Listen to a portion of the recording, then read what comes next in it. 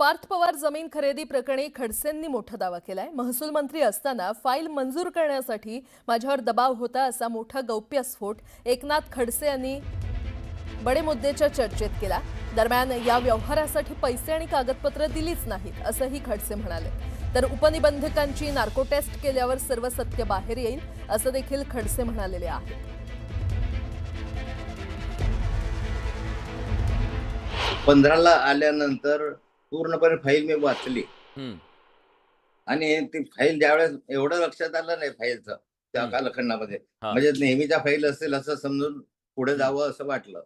परंतु त्याच कालखंडामध्ये फाईलला मंजुरी द्यावी किंवा परवानगी द्यावी यासाठी वेगवेगळ्या माध्यमातून दबाव आणण्यात आला। काही व्यक्तींच्या माध्यमातून, सरकारी नव्हते आणि राजकारणातले पण नव्हते, पण काही व्यावसायिक होते की त्या व्यवसायांनी या ठिकाणी दबाव आणण्याचा प्रयत्न केला की तुम्ही परवानगी द्या। वजन टाकण्याचा प्रयत्न झाला होता का? काही वेगळं वजन टाकण्याचा प्रयत्न झाला होता का? नाही, आता इथं सांगता येण्यासारखे बरं विषय ठीक आहे।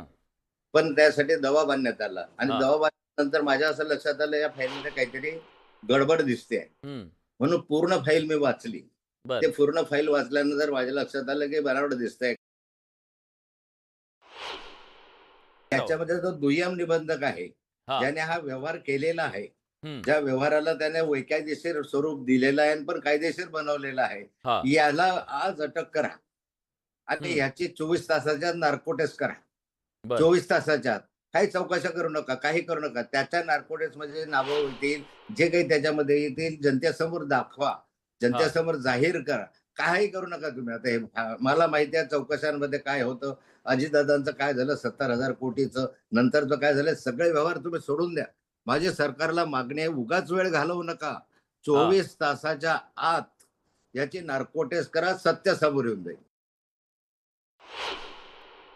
साधारणतः खरेदी विक्रीचे व्यवहार ज्यावेळेस होतात आपले, त्या खरेदी विक्रीचे व्यवहार होत असताना आपण म्हणतो लाख रुपयामध्ये खरेदी केली, लाख रुपये मला प्राप्त झाले, त्याच्याशिवाय व्यवहार कंप्लीट होत नाही। बरोबर। तर या ठिकाणी असं दिसतंय की 300 कोटीचा आरटीजीएस द्वारे पैसा मिळाला नाही, 300 कोटीचा कोणता ड्रॉप मिळालेला नाही, 300 कोटीचा कोणता चेक मिळालेला नाही।